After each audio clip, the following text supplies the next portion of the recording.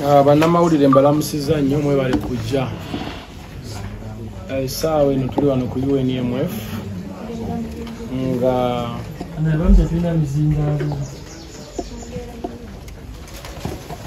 tuli wano ku UNMF nga some of you mwatu reaching out.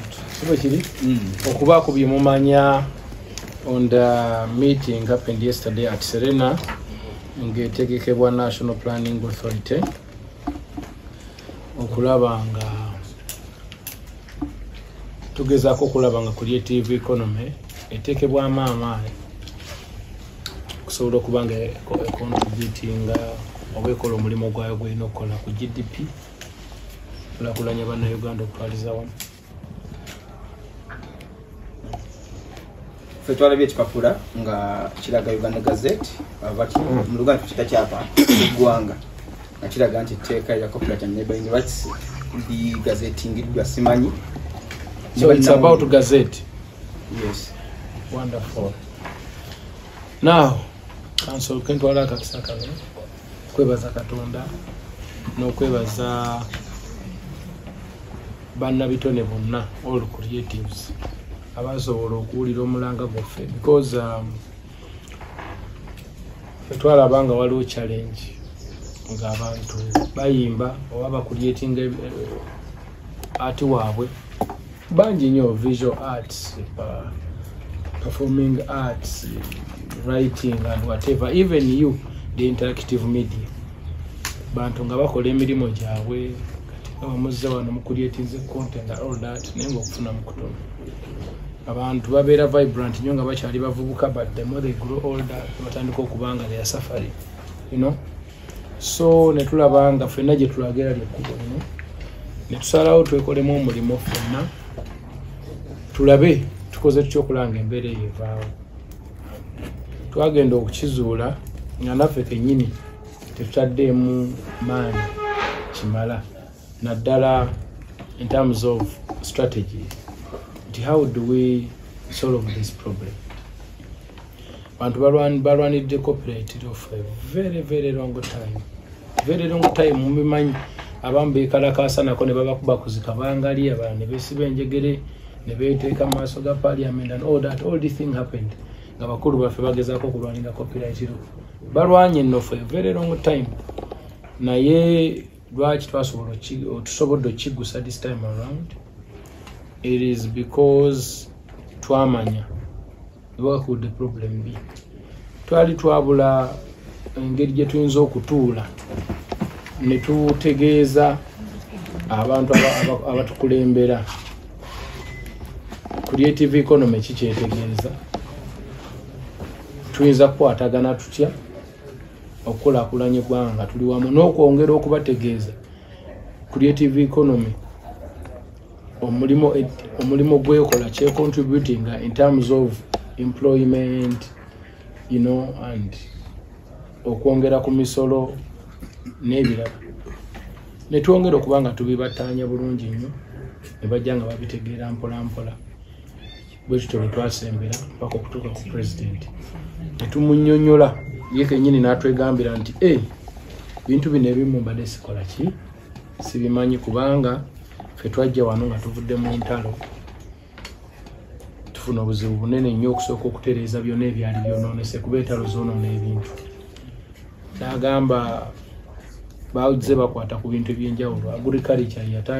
Agriculture bamuteekamu nnyo amaanyi n'obulunzi n'ebirala ebaziba ne security kuba baamanya nti okulya obukuumi n'obusuubuzi ndowooza baze bateekamu nnyo amaanyi awo.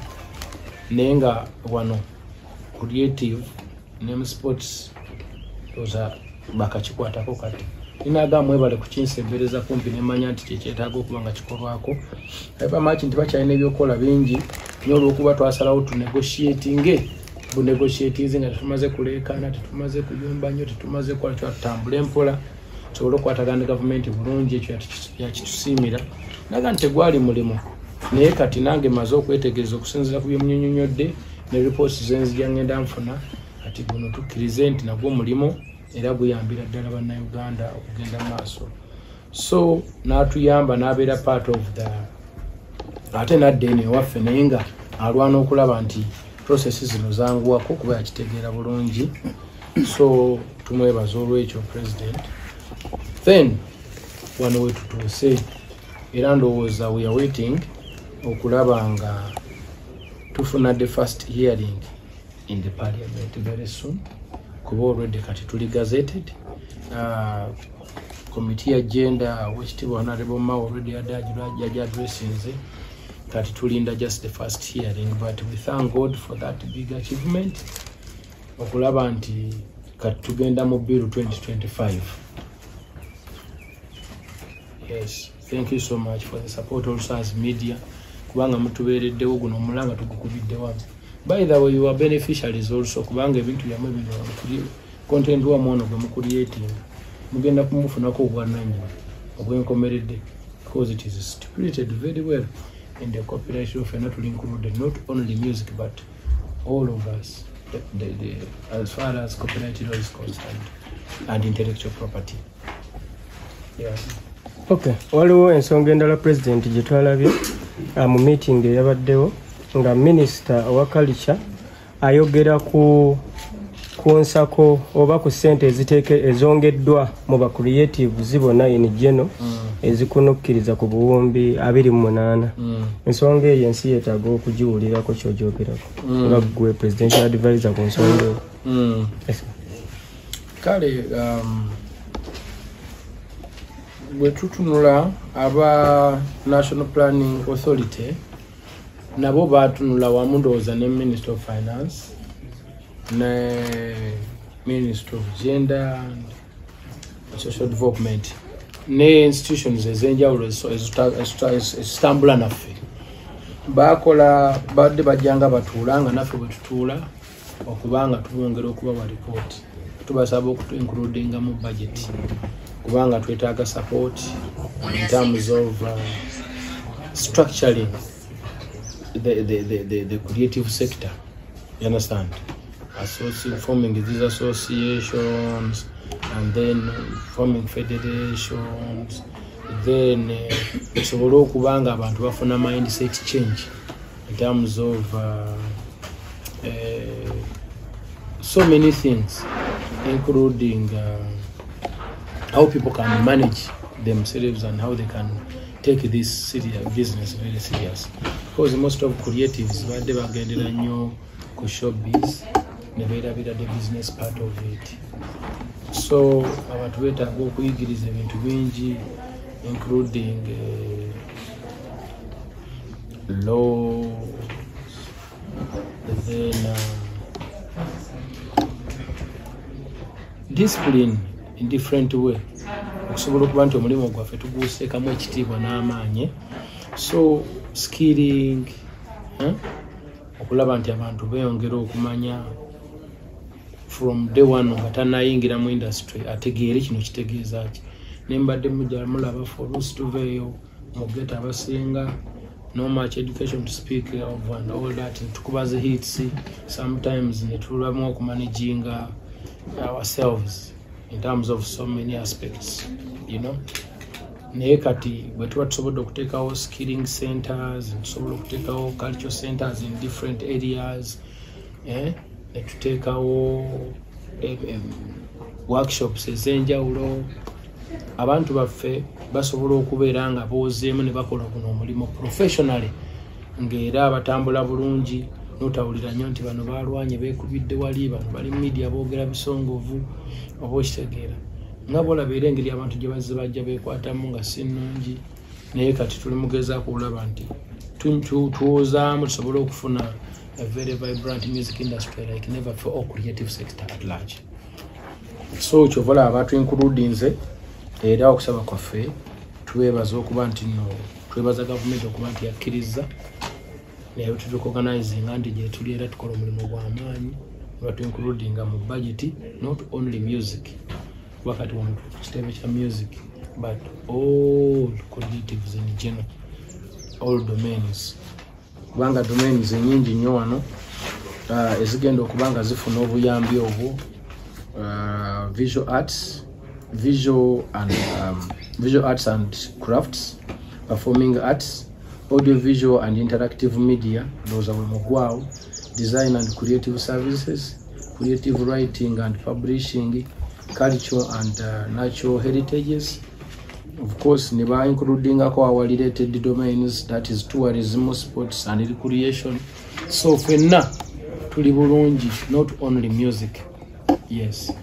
Okay. Mu bigambo minister byayogedde twawuliddemu wadde nga kitugattiramu ffenna n'abalala bonna abakozi ba firimu n'abalala naye waliwo yayogeredde mbu oweewola nozzaayo munnamawulire ajja kwebuuza nti wembanga akasente ako kazze nengenda nenfunayo oba wa firimu nkazzaawa bwembanga ntandise okukakozesa kwa yayogedde ku ka interest akalimu n'okubeera nga kalina okuddizibwayo. One, we are going to benchmark mostly from the UNMF structure in terms of SACCO. We are doing very well. For us, we understood the problem and how to solve it in terms of support. So, netutandikawo SACCO. SACCO gye twatandikawo omuntu tujja ne tumwasesinga n'atulaga engeri ali mukola ebintu bye n'aleeta netucheckinga their catalog netucheckinga ki not because mbu bagenda bireeta eno tubikwate or something, no, but tuba tulina engeri gye tugenda okukolagana nabo in terms of good relations. You understand? So bwe tubawo akantu kano era abantu bali mu kuzza mpola mpola tumuwa okusinziira ku maanyi ge nga bw'ayimiridde n'asobola okuba nga ateekayoko mu mulimo ate bw'ajjamu n'atuwaako akatono naye n'agenda n'akulaakulanya omulimu gwe. Tekyetaagisa lot. It just need to be committed and serious. No manya nti you need from here today and then tomorrow. At nature, it is not for only us who are here right now, but even the coming generation.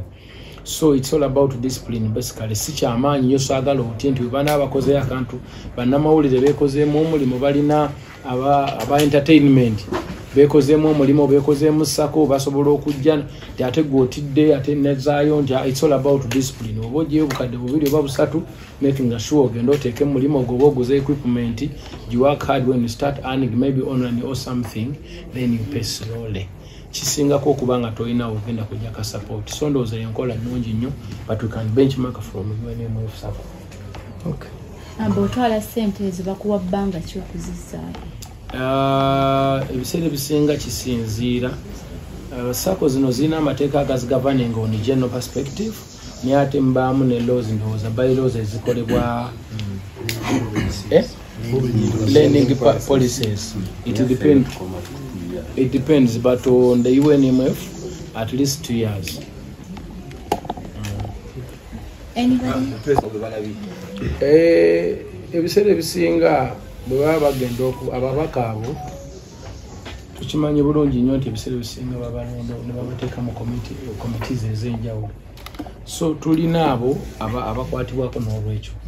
Ate n'ekyokubiri ne ministers plus okuva mu docket ya Honorable Mao nabo babaawo, people from Office of the Attorney General, Minister of Gender and Social Development, then ICT, where obona kibakwatako era bakafulumba bamanyi. Then for us we can be there in stand to chair. Yeah. Any question? Kachumba. President Advisor Ramsiza senior ukongerako akasini ekibuzo kyange kiri nti nno NP oluvannyuma lw'okubaayo ne mulowozebwako nga creative sector gamwe President Advisor bungi ki obwa ssente creative sector zebadde ewa oba gavumenti zebadde ezijjamu omwaka era kibadde kibakosa kiki ebbanga lyonna limuze nga temuteekebwa mu gavumenti budget era kigenda bongerako kitya since kuno omundi wabataddemu gavumenti egenda kufunamu ebyo okufunamu okusingako ebyo byebadde efunamu. One, government egenda kufunamu nnyo, that's why they are organizing us. Bajja kufunamu after being structured very well. It means nti tugenda kuba already balese ka support bakataddemu. Bwe bamala okuteekamu ka support tugenda kudemu production. Osegede kitegeeza tugenda kwongera ku numbers eyebiyi ebibadde bifuluma ka tugenda kufulumya bingi. Market egenda kubeeramu egenda kubeeramu works nyingi nnyo oba okitegeeza ekyo kitegeeza nti kigenda kwongera omulimu gutumbula waggulu n'omusolo gwennyini ogenda kubaako mungi and all that. So it is better than obutateekamu kubanga already kati bamaze oteekamu tugenda kudda mu production buli muntu atandika okukola emirimu gye already batuwadde ne ka support ako kowulira akagenda ogenda mu sako skilling mindset changes and order mindset change and all that. Kitegeeza nti wano eno boost gye bataddewo ekulagirawo kyekigenda okwapeninga next. Emirimu gigenda kweyongera mingi abagenda okuweebwa emirimu bagenda kubeera bangi buli kimu kigenda kweyongera buli abantu beyongera okubanga bafuna emirimu bangi works z'abantu nezeyongera mu market nyingi kigitegeeza omusolo gugenda kuvaako nga mungi abantu bagenda kufuna akasente nga kangi nabo benyini nenekulaakulana z'abantu zigenda kweyongera. Mbadde njagala kumaliriza poza nga lwe n'ekisembayo baffe is beebale kutubeereramu ne batuwagira because bw'otunuulira emirimu gino gyasooka kubeera politicized bo nga bagamba ataabuuba nga babi propaganda mungi naye abantu baffe batubeereddewo bannayuganda ne batudde emabega ne batuwagira kubanze bantu bangi abansanga naye waffe mu kyalo nina kugamba edi omulimu gw'oli mukola tugulaba mulungi nnyo weebale genda maaso banno bakunge musobole okulaba nga mukola ki muzza ekitiibwa ky'omulimu gwammwe waggulu. So I thank you all the people of Uganda. Then nebaza n'abayimbi bonna abatwegattako ne tutambulira wamu ne ba propaganda n'abamungi ne batabira shaken. Then n'abo basobola okubeerayo eyo nga batusabira naye nga bali naffe. We thank you all. So it's time also to come tusobole okuba nga tukolera wamu to make sure that all this bikolwa bulungi and we benefit from it. Otherwise abantu basobola okukwata funds zino and all that ne bazikozesawo but if we are united and we work closely together we can follow up to make sure that service delivery ebeera nnungi kubanga ate ebiseera ebisinga oyinza okunaaba mu ngalo n'otalya mmere naye senga tuba tulemeddeko ne tufollowing up abantu bajja kufuna ebyetaago bino basobole okuba nga kigendererwa kyaffe kituukirira bulungi. So the struggle continues. This is not the end. The struggle continues and very aggressively. You know, ekyokubiri waliwo concern ennaku zino tukutteko ffe ng'aba UNMF and I think n'aba stage play nabo balina bazze bantuukirira. Now this time around as a senior presidential advisor on the creative on the issue of that stage play what? The permit. And yes, it is budget stage play. Stage Play Act. Stage play, it is UCC. So you have to pay some amount of money, 100,000 okukkiriza okustaging a show. That wouldn't be the problem eyokusasula license, but the problem wetugifunidde nti abantu babadereyinga nnyo okubawa license eyo taking us so long so nga ate abantu bagenda okutegeka shows okubookinga venue kiba kizibu okugifuna venue si kyangu ate bamala okuwa venue time bekola ki ebedduka so people have to run go start booking venues and all that. Naye wano bateekamu license eyo it takes a period of bantu bangamba naawo waliwo abamala ne 2 weeks tandaba kufuna response. Kintu ekyo ndowooza kikyamu kyetaaga kibenga kikwatako mwenna kyetaaga kibenga kiba kireviewinga bulungi nnyo tusobole okulaba nga tugenda mu maaso otherwise abantu bafe abamu si basanyufu naffe kennyini tugenda kwongera okukitegeeza kubanga complaints ezo zazze since yesterday. Nafunye complaints okuva mu ba creatives ab'enjawulo. I'm going to follow up but so far a brief akatono ke badde bampaddeko about that. We need to come and solve that problem of delay. Yes. Okay, waliwo kamu akasembayo ku nsonga eri eya ssente. Omulundi guli omwafuna ssente billion 5 something like that ku federation oba mu bayimbi. Waliwo abayimbi abafuna ku ssente ezo ate ne baddayo ne batandika obbakuba oba okulwanagana ne federation. Tusuubire nti ku mulundi guno zino ezigenda okubaweebwa oba zigenda oteekebwa mu creative sector nabo mugenda bagabirako bakkirizibwa okujja ne beewola oba akakungunta kagenda bassa emabba. No, this thing is for creatives. Gwowera kati kijja kusinziira katwogere ku music general. Abayimbi ebiseera ebimu abamu babuzaabuzibwa babeera misled because of the bantu abamu bakyesinga cloud. Bantu abamu tebamanyi bachamuka wawulira enduulu wakola ki wagenda.